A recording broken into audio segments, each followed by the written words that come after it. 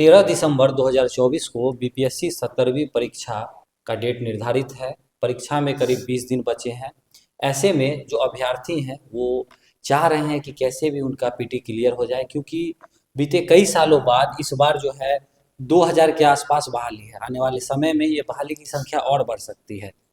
ऐसे में जो छात्र हैं उनको बेहतर तैयारी को लेकर के कि कैसे वो 20 दिनों में जो परीक्षा का चरम वाला 20 दिन है इनमें कैसे वो तैयारी करें, इसको लेकर के आज हमारे साथ सब्जेक्ट एक्सपर्ट हैं अभिनव सर। सर का करीब 10 सालों का एक्सपीरियंस है बीपीएससी कैटेगरी में पढ़ाने का, और सर अनअकैडमी पर भी टॉप फैकल्टी रहे हैं। तो आज हम सर से जानेंगे कि बचे हुए 20 दिन में जो अभ्यर्थी हैं वो किस तरीके से तैयारी करें और किन चीज़ों को प्राथमिकता दें, जिसके बाद उनकी तैयारी बेहतर रास्ते पर जाए और जो पीटी परीक्षा है उसमें वो कामयाबी हासिल कर पाए।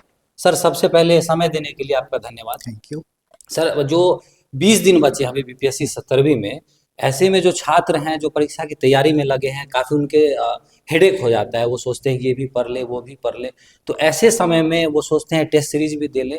तो आपके अनुसार सर क्या क्या उनको सावधानी बरतनी चाहिए और कितना समय इस समय उनको देना चाहिए, क्योंकि कहीं ना कहीं एग्जाम से पहले एक अच्छा नींद भी जरूरी होता है।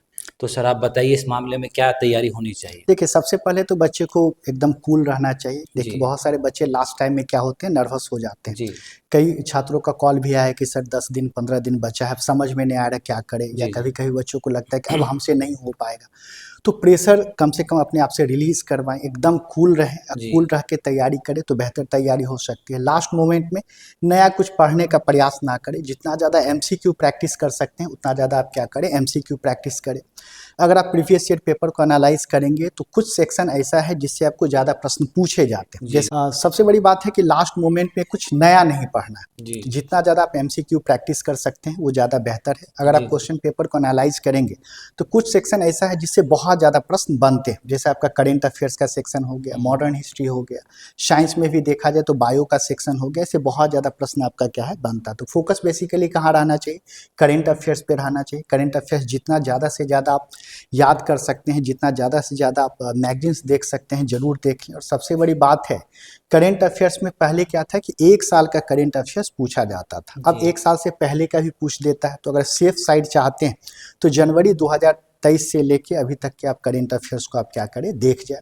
अगर हम हिस्ट्री में बात करें, बहुत सारे बच्चे क्या करते हैं, पहले एंशिएंट पढ़ लेते हैं, उसका मिडाइवल पढ़ते हैं, फिर मॉडर्न पढ़ते हैं। स्मार्ट स्टडी क्या है कि भाई सबसे ज़्यादा क्वेश्चन अभी मॉडर्न हिस्ट्री से आ रहा है, तो लास्ट टाइम में पहले मॉडर्न हिस्ट्री को हम लोग क्या करते हैं, फोकस करते हैं। स्पेशली 1857 से लेकर 1947 तक का जो भी घटनाक्रम है उसको बहुत अच्छे से देख जाते हैं। इसके अलावा जैसे पुस्तक है, मैगजीन्स है, कुछ जो संस्था है, इसके बारे में हमको क्या करना है, देख लेना। साइंस में भी देखिएगा, फिजिक्स, केमिस्ट्री, अगर बायो की बात करें तो इस तीनों में सबसे ज़्यादा वेटेज जो है वो बायो का है। तो ऐसा हम नहीं कहते हैं कि फिजिक्स को इग्नोर कर दीजिए, केमिस्ट्री को इग्नोर कर दीजिए, लेकिन सबसे पहले किसको देख लेना, बायो पर ज़्यादा प्राथमिकता आपको देना है प्राथमिकता दे देना है। ये चीज़ हो गया। इसके अलावा हम बात करें, साइंस हो गया, फिर अगर हम करेंट अफेयर्स देख लिए, इसके बाद बात करते हैं हम लोग, तो जितना ज़्यादा प्रीवियस ईयर सेट लगा सकते हैं लगा लीजिए, क्योंकि प्रीवियस ईयर सेट लगाने से आपको क्या होगा, पता चलेगा कि कौन सा क्वेश्चन है और किस प्रकार से क्या करना है, अटेम्प्ट करना है।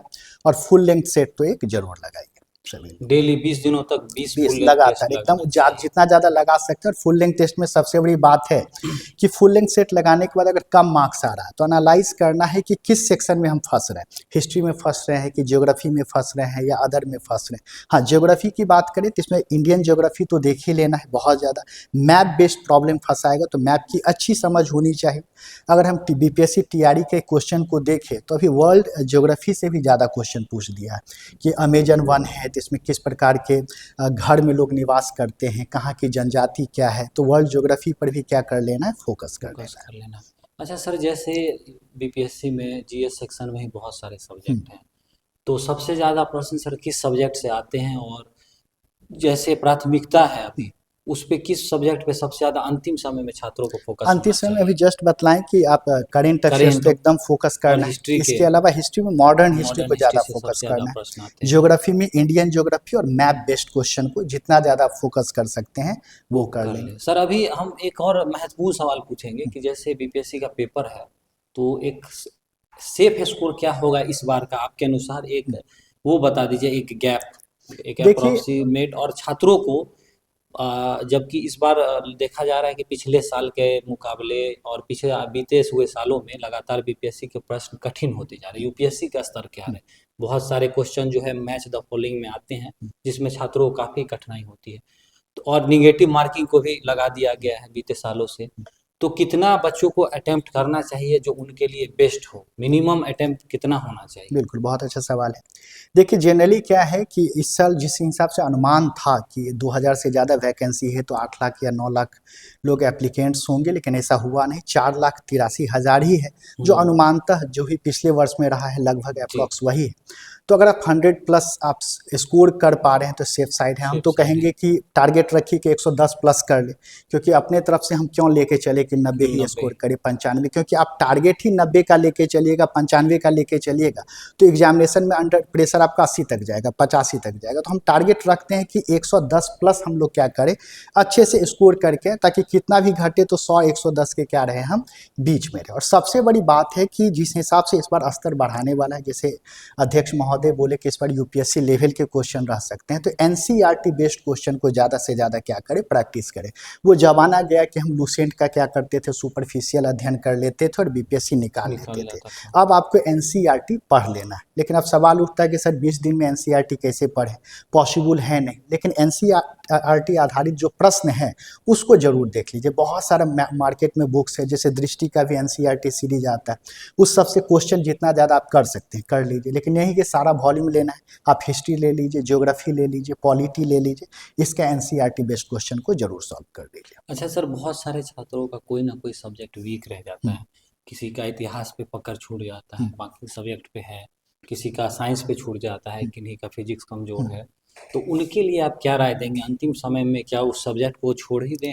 नहीं, देखिए क्या है, अब तो वो वक्त चला गया कि ये आकलन करने का कि मेरा ये सब्जेक्ट वीक है या ये सब्जेक्ट वीक है। आपको सिर्फ एमसीक्यू प्रैक्टिस करते चलना है।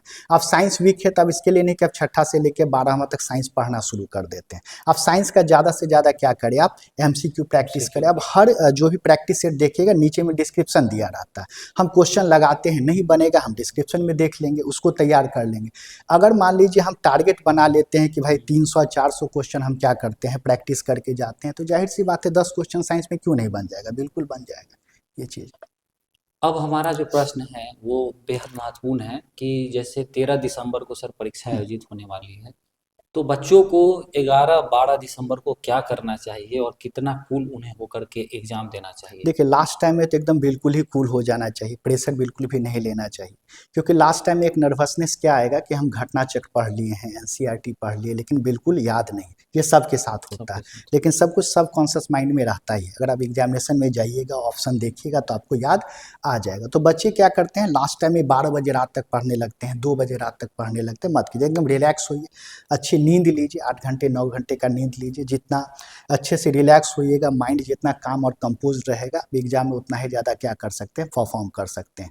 लास्ट टाइम में सब कुछ अब ईश्वर पे छोड़ देना है, जितना आपको प्रयास करना था आप जरूर किए। उस 3-2 घंटा में आप जो परफॉर्म कर पाएंगे सब ईश्वरीय दया होगी, ठीक है। तो लास्ट टाइम में सब कुछ एकदम बिल्कुल रिलैक्स हो जाए। ज़्यादा अगर है तो फुल लेंथ सेट 1-2 लगा लीजिए, उसके बाद एग्जाम में चले जाइए। तो जितने भी छात्र 13 दिसंबर को आयोजित होने वाले बीपीएससी 17वीं परीक्षा के लिए एग्ज़ाम देने जा रहे हैं, परीक्षा में शामिल होने जा रहे हैं, उन्हें अंतिम समय में बिल्कुल कूल रहना है और प्रयास करना है कि जो उन्होंने पढ़ा है उसको ही बार बार रिवाइज करें, ताकि जो उनकी पकड़ जिस सब्जेक्ट पे है वो और बेहतर हो सके। नए सब्जेक्ट को के ऊपर ज़्यादा मेहनत करने से अच्छा है कि जो जिस पे उन्होंने काम किया है शुरू से उनको रिवाइज करें। और चूंकि निगेटिव मार्किंग है तो तुक्का लगाने से ज़रूर बचें।